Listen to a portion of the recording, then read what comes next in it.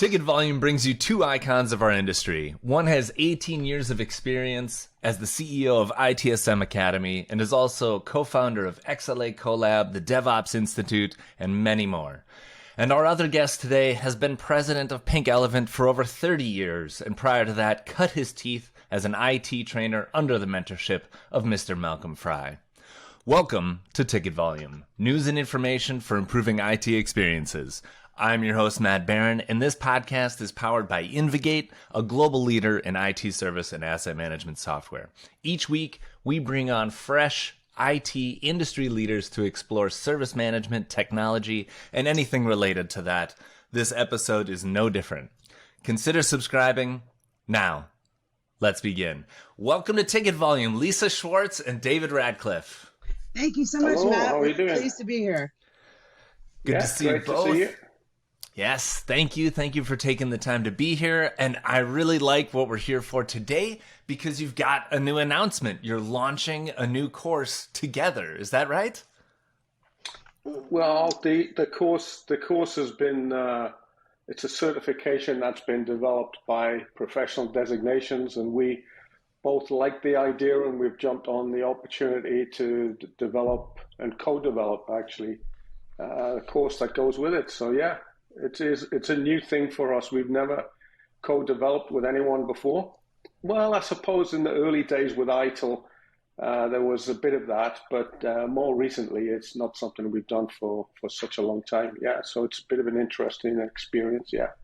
Yeah, it's really unique to see two training organizations working together. So, Lisa, talk about it a little bit. What's going on here? Well, we just thought, Dave and I have conversations occasionally a couple times a year. And we were seeing and hearing a lot of the same things from our learners and alumni. And we felt like there was really a missing gap of core knowledge around incident problem change. Not everyone who's in the service management space has been in it as long as we all have. And, so that sort of essentials kind of knowledge was really missing. And our clients were really needing it. And a lot became more apparent even during the pandemic. So David and I were having a random conversation, and I told him and he said, well, our team's also. And so we've been able to co-create with their team globally, and it's been a great experience. I've got a great project manager kind of running it. I love how many service management experts are involved. So we've been able to pull in a lot of our community and network to participate, so project managers asking things like, when you're in the classroom, what questions are you really getting? And so we're building this based on trainers, consultants, and our clients and what they're telling us the most important things are. So it's coming out to be a banging great class, and we're super excited about it. You know what Lisa just said there is cool. I didn't think of it that way, but you're absolutely right, Lisa. Is we went out to all of our friendly consultants and associates around the world, and we said to them, what are the most frequently asked questions you get when you're teaching and consulting and service management? And I don't know what the final number was we got back, but it's many dozens, if not hundreds of frequently asked questions. So we use that as the basis for developing some formal training. And those questions all address the certification for PDC. And so, yeah, it's exactly what Lisa says. It's what our customers have been asking us to do, which is provide them guidance at the coal face. I'm from the northeast of England, and coal mining was all that everyone ever did when I was a kid. So I use the term coal face. At the coal face is what people do every day when they're at work. Not so much of the planning, not so much of the strategy, not so much of the defining value and all of that stuff that you get from all the other good frameworks. It's really how do you work with the activities and processes and capabilities at the coalface, at the incident problem. Lisa said incident problem change. We have a couple of guys, I think George Spalding and Troy DeMoulin, and they talk about the incident problem and change dance, which is like a thing, right? That's what organizations do, is they have to manage incidents, problems, and changes. They're all very closely related. But the current guidance out there, whether it's COBIT, ISO, ITIL, Verisum, IT for IT, all these frameworks, they give you, they admit that there is a need for this guidance, but there's not always the practical guidance that follows up. It's presented as more what you see in a book, more theory. So we're looking to provide practical guidance here. And in fact, the important thing, Matt, is what we're going to come up with at the end of this is going to be applicable to anyone, no matter where you are. Because if you're a COBIT evangelist, is that the word? If you're evangelist, yeah, evangelist. If you're an ITIL, fanboy, fangirl, whatever model you follow, the guidance we're going to provide is going to fit right in there because they all contain this stuff. But I love this. It makes so much sense to have that. It makes so much sense to have that practical level.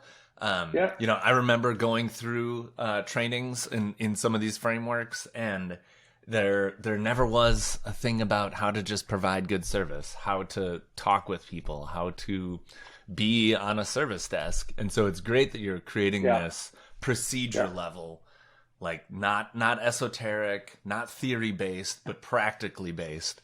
So you sort of indicate, is this another model? Are you coming up with something new, or is this aligning with something else? What is it? Is it everything? Isn't it amazing that we're going to brag that we're not creating anything new?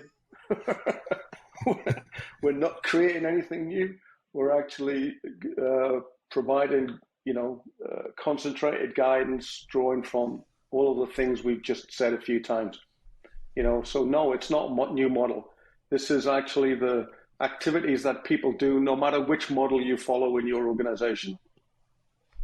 Everybody does change management, right? Have you come across an IT organization at InvGate that doesn't do change management? No. Or incident management? They might have more recently got switched on to problem because they didn't understand problem was different from incident. But once you've had a little bit of knowledge, you learn that that's a different thing, right? Everybody does this stuff, but do they do it consistently? Do they do it well? Do they know what quality means in these areas? Do they measure and do they track? Do they have a way of explaining to their boss that we're doing a good job, no matter what's happening? You're not investing in the infrastructure. That's the problem. We're doing a good job down here. Mm-hmm. But we've got ways of helping people with those issues and challenges they face every day. Yeah, it's all about that common language, common lexicon, because you're doing problem management, whether you call it that or not. It's a service desk agent who's tired of solving the same thing 1,000 times. They're going to eventually try to fix it at the root cause, of course. Yeah. So great. Good for you. Paul Wilkinson will be very happy that you are not creating yet another shiny new thing. And we as an industry are very thankful you are not creating a shiny new thing. But now what I'd like to do is just turn our conversation just a little bit, because you've both been in this industry for a long time. You've both been training for a long time or leading training organizations for a long time. I would love to get what perspective or advice you would give to our audience, especially new people that are coming in and trying to figure out what they should be learning, as well as some of the existing people. Like, where should I be spending my time? Where does it make sense to spend most of my time? Well, Lisa? David and I are both going to start with books, but I'll let him talk to that, because if there's one person I know who maybe is more passionate about that than I am, is Dave Ratcliffe. There's so much available to us today. So it is not a lack of content, if you will. It is trying to get to the content that really matters. So, when new people are starting inside of their service management organization, one of the things we always recommend our clients is to have a mentorship program, I think. And, there were so many organizations that were doing great mentorship programs for so many years. And I think that's one of the things that I've seen has sort of come out of fashion, if you will. And I know for one organization we work with, They really stopped doing it because the kids came in with different kids. The newest generation into the workforce came in with so many different skills that the experienced mentors were getting questions they weren't comfortable answering anymore. So not only a mentorship program, but have mentors that have 5, 10, 15 years tenure, not just the folks that are looking at what their retirement date is. Good point. Hey, I know mine. I'm just saying. I usually ask in the room, is there anybody here from Pink Elephant, just to make sure I don't create any waves, because the thing I'm not going to say next is the best value education is actually buying and reading a book. Mm-hmm. You spend a lot of money, hundreds, maybe thousands of dollars on a training course, but for $20, $30, $50 or whatever, even the ITIL books, they're great value for money. And, you learn a lot from that. It's a good grounding, gives you all of the lexicon you were mentioning, Matt. And so that's the first thing is, if you want to further your knowledge, begin in a small way like that. And then that will help you to focus in on, well, what do I need to dig down and learn more about? And then if you need, that's when you can get a mentor, you can, as Lisa says, or you may maybe pick a training class, a self-study or an instructor-led class or whatever. But the other thing is at the other end of the spectrum, the people who buy training, the people who buy and justify training, I just wish they would do their preparation. And, I'm really talking about our customers here is that it's whatever the flavor of the day is we've got to catch up on, and we've got to make sure we don't fall behind. And yet there's not a lot of thought put into, well, what are you going to get out of this and why is it important? And so, hopefully when you send your team on a training class or you bring someone in to teach your team, you've got an output in mind. You've got something in mind, which is what are they going to do different when they come back to work? What seriously are they going to do different?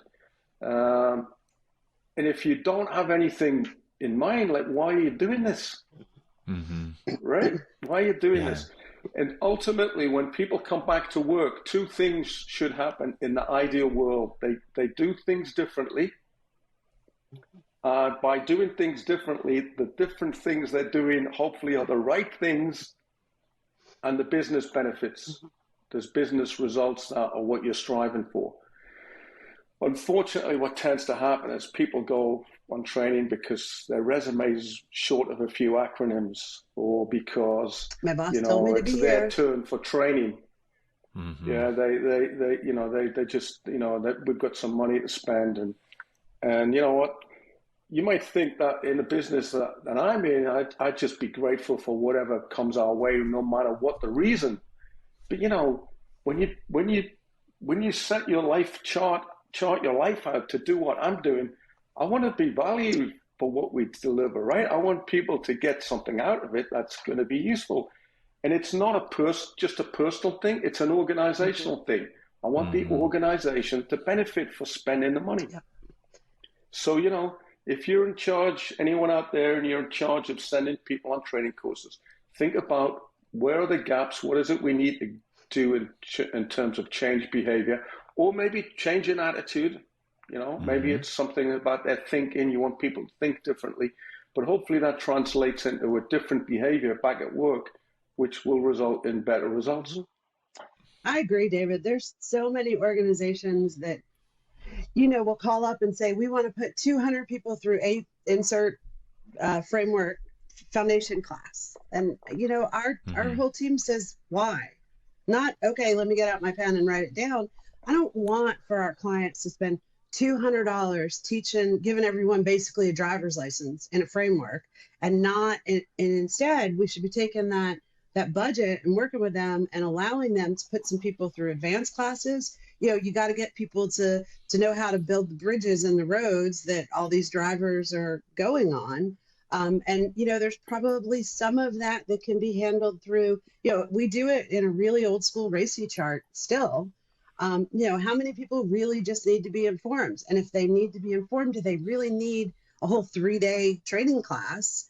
Or, are we instead going to end up with a model of 90 people go through foundation and X amount of people go through and some people go to advanced? So, we like to see that because we agree with David. It's really frustrating, although it's nice for business, but it is really frustrating to watch people go through different initiatives and they don't have the tools set in place, not maybe the individual learners, but as an organization to be able to achieve that return on investment.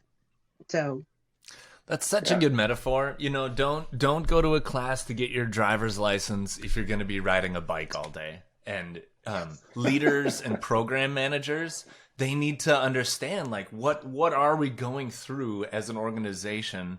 And I think your advice kind of, in my mind, immediately I'm thinking anyone who's buying training should also be taking that training to understand how their team can apply it to their jobs and to help them enable that.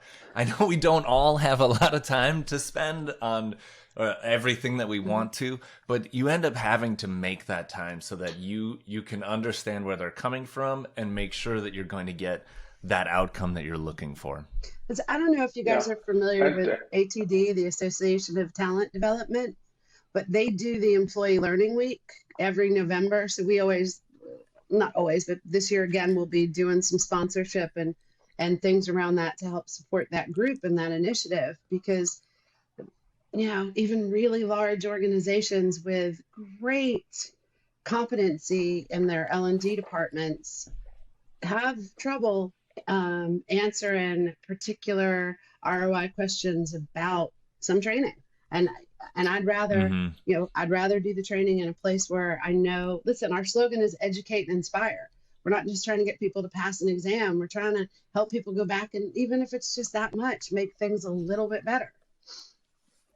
Love it. Yeah. And, can I just mention one more little tip? If you're giving people tips about how to do education or training, by the way, you know the difference between education and training, right? Yes, Malcolm, we do. We do. You know the difference? So education, you learn some knowledge, and training, you learn how to apply that knowledge. And you actually do something, you actually get something done. And the way I like to think about that working in our business is, most people think of Pink Elephant as, the ITIL training company, which we're very proud of. And ITIL as a set of guidance and practices and capabilities is probably the creme de la creme in our industry, and provides all of that description of what you should be doing, from the top down. The detail might still be, could be improved, and that's what we're looking to do with the new course that we're developing. We're looking to support ITIL and all the other frameworks. But what happens when you get someone like, say, a senior manager or maybe not so much a CIO whose times are valuable, but, really senior people in charge of dozens of people and teams, get them to start thinking from a business perspective. That's an old ITIL term, by the way. You get them to think from a business perspective. They can read the ITIL books. That's great. They get the knowledge now of what we should be doing. But how do you then practice that? Where does the training come in? And there's very little in the way of training, right? And so you're learning some theory and you're thinking, how do I apply that? Well, a couple of things have happened in our industry in the last 10 years or so. One of them is we got smart people like Gene Kim and George Spafford and others who wrote these books, which are storylines like the Phoenix Project, right? Where you actually see how the context of stuff like ITIL gets applied in a real organization, or it seems like a real organization.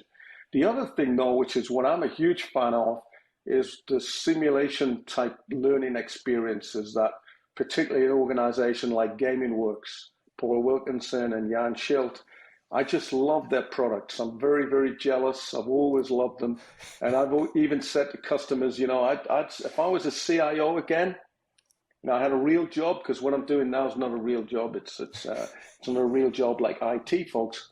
If I was a CIO again, the first place I'd spend money after buying a few books is on those simulations, and learning how to make mistakes without risking anything, and learning from doing. So, read your ITIL books, read your Verisim, read your IT for IT, MOF, your Microsoft Operations Framework. Look at a standard for IT service management like ISO 20000. That's all great stuff, but it doesn't teach you how to avoid the mistakes of just following the theory. Mm-hmm. So get in on some simulations, talk to some smart consultants out there, and like Lisa said, who can mentor you, who can tell you what they've seen elsewhere. The other thing is in our industry, there's a lot of smart people out there. And every time we're up in competition against anyone to try and win business, I always say to the customer, look, there's a lot of good people out there. I'm sure these other guys will do a good job for you. What we bring to the table, and then I go down our unique selling points, our size and our scope and our flexibility and, that kind of thing. But, I just wish there was more focus on the practical side of what we teach people and how we can let them make mistakes without destroying anything and learn from those mistakes, right? Yes. All of our consultants got put through some of those simulations, the one at a strategic level they call Grab at Pizza. This is a Gaming Works simulation. It's about how do you salvage a failing pizza organization. I won't say the names. We all know who those pizza kind of, fast food guys are.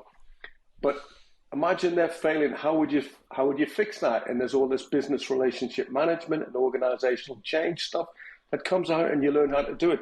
At the lower level, the original one they developed was based on Apollo 13. And, how do you fix incidents and problems and roll out changes? And when we put all of our trainers and consultants through that simulation about 20 years ago when it was first developed, they all crashed and burned, man. Yeah. Apollo 13 didn't get back. Oh, right? And yet they've got all of the rules in their head from the theory of how do you manage and define and communicate changes, incidents, and escalate them and identify problems and work on those problems, use your creativity and your heuristic skills, and then how do you roll out changes and keep communicating? Now, they just go at it at best efforts. And they forget all the theory. But when you do it and you see the mistakes you make, you start to realize why what appears to be theory is a good idea. It's just actually now making sure you put it into practice. Yeah, exactly. Yes. And when you read things like the DevOps Handbook and Accelerate, those books that are by Dr. Nicole Forsgren and Gene Kim, you start to connect the theory to the story, and that experiential simulation just takes it that next step. You can learn the lesson, see it being applied, read about it being applied, and then apply it in a safe zone, and then apply it in your dangerous environment, and build something great and see your team succeed. So I'm going to put you guys on the spot then, because, we share all this altruistic, you should learn for the sake of learning. But we did mention at the beginning of this episode that there may be a certification coming here. So talk about that a little bit when it comes to these essentials. The service, because I think that's what you're calling it, right? Service Management Essentials. Is the name of the course. Yep. ITSM Essentials. And then is there a certification? It is through Professional Designations Corporation, which is an independent examination institute who has been specializing in IT-related things. But, very, I like the way that David talks about the process for the learners. It's seamless.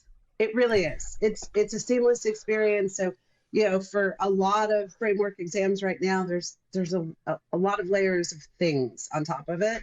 And so it's, intended to be a frictionless environment, a frictionless experience for our learners. I got to your word, David. I'm proud of me. Yeah. Low friction. Yeah, I mean, this certification really underpins everything you learn elsewhere.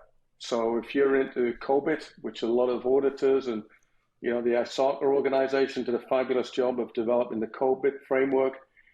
If you're into, obviously, what Axelos did with ITIL, if you're, in the multiple versions of ITIL, because I'm a bit of a fan of version 3. In fact, secretly, I'm an ITIL version 1 fan. That's the main, that's what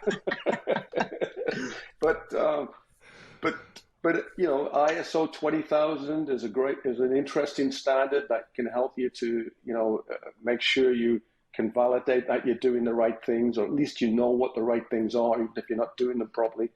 But this underpins all of those, so it doesn't replace anything. It just provides more essential skills, nitty gritty, essential capabilities, right? At the low level, it doesn't replace anything. It just adds to. It just provides an extra option for people. Okay. Yeah. So it sounds like the certification's very, very simple. Like, I've taken the course, I passed an exam of some sort to validate that I've grokked the knowledge. I now contain it. It gives people, it's aimed at the folks, as I said earlier, at the coalface, but being more precise in IT. We're talking about people working in support, people working in network operations, maybe some security guys, maybe some developers, you know, anybody who's working in doing iterative activities mainly at the operational level. So they're not strategizing. They're not the people who are defining what value means in our organization. Those are important things that have to be controlled, but there's other people do that, right? They're the ITIL managing professionals and the likes, right? And so, or the COBIT auditors, or the ISO auditors, right? ISO 20000. Or the agile coaches. So this is for those folks.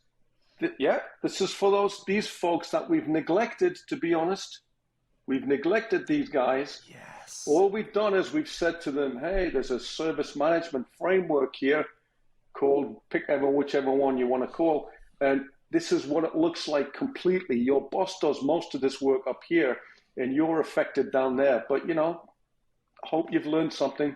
Thanks. Come back on the advanced course next week." It's like, hang on a minute, you haven't really taught me how to do my job yet down at this level where I operate. Yeah, that's the thing that's so exciting about this. Sorry, Dave, I didn't mean to cut you off. Yeah, no. And we you know, we're doing this because we think this is what our industry needs, and it's not because we've dreamt it up. It's because our customers have said this is what's missing. Yeah. Bingo. And, I love that. you know, That human-centered design element, human-centered product development, you know? So how is it being received? How is the market receiving it? Are people excited about it? I know I'm excited about it, but how about others? It's under development right now, but we are talking to customers and they're going, yep, thanks very much. Exactly. Thanks for listening. That's what we're getting the most of, is thank you. As I've said to a lot of people, it's sort of Jill Network and Joe Support. For the last many years, we really haven't had an essential kind of course like this that's going to give them some tangible skills that they go back on Monday and just start making small incremental improvements. We had a customer, you're asking, Matt, about, you know, what's been the response so far. It's all still under development. It'll be launched in the new year. But we had a customer last week saying that they wanted to book a class for 20 of the middle management level people, which was ITIL 4 Foundation. But the people who reported to them, they were not planning any training, and now they've got something and they say, okay, we'd like a class for these guys now, or multiple classes. So that's exactly how we see this fitting in. You know, the neglected masses are having their needs met, and you know, we're very confident that this is something that's going to have lots of legs, because it's been a big gap for quite some time now. Yes, I like that. You're right. People are just waiting for something to be there so they can get it. And you mentioned it is launching next year. Is that the actual launch date? Is January 1st, January 2nd? So we're going to do our basically our train the trainer, friends and family. First week of January, it's already full. We're also doing another class, public class in February, which is filling up with organizations that are coming in to scout and evaluate it. We also do have quotes out for multiple dedicated classes for beginning of Q2 next year. So there was a need for this, and so it feels really good. Plus, looking at the other foundation level courses across our portfolio, this is a shorter time commitment and costs less money. And I love being Oh, able to nice. put that into the mix. So like I was talking about before, working Oh, with yeah. clients and being good stewards of their training plans, I feel really good about this. I feel like the value for the money is something I'm proud of and excited for. Awesome. That's great. Because that's why we do this, right? You guys mentioned it, and our industry will improve because of it. So thank you for your efforts and for putting forth this new content. Where can people connect with you guys and learn more? David? www. Do you ever say that word anymore? www. It's at pinkelephant.com. Pinkelephant.com. Matt, I got to tell you, I really love your enthusiasm. You get excited about the least little bit thing. Everything excites you, doesn't it? Everything. Hey, that's why I'm in this industry, because I do love it, and we need these saving graces. We really do, because without it, we don't have good business. And so I see things like this come along, and you just know that the industry is going to heal in a way. It has felt pretty fractured. Because you guys see it every day. Yeah, I agree. Yeah, people are suffering, and there are some great organizations that are trying some amazing things and having some amazing results. And thankfully, if you're connected to those people, you're learning through them, and that's why I started this podcast. It's sort of an excuse to catch up with people who are serving our industry and to share these beautiful stories of people making good progress. Lisa, where can people connect with you and learn more? LinkedIn, Lisa Howard Schwartz on LinkedIn is the best place. And then company website is ITSMacademy.com. Thank you so much for being on Ticket Volume, both of you. Our pleasure. You're very welcome. Thanks a lot, Matt. Good luck.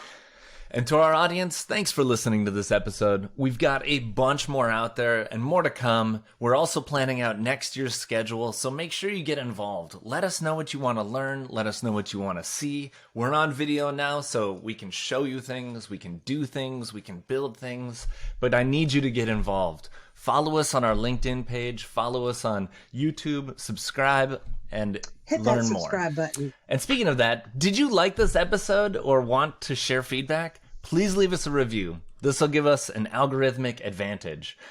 This podcast is brought to you by InvGate, the all-in-one IT service and asset management system that helps organizations with world-class IT support teams. If you're looking for a solution to IT operations without the headaches of expensive implementations and long go-lives, you're going to love InvGate. In fact, IT teams from some of the biggest school districts and financial services companies use InvGate to automate workflows, standardize work, and discover network devices so they can focus on delivering better service. Because remember, good service is good business.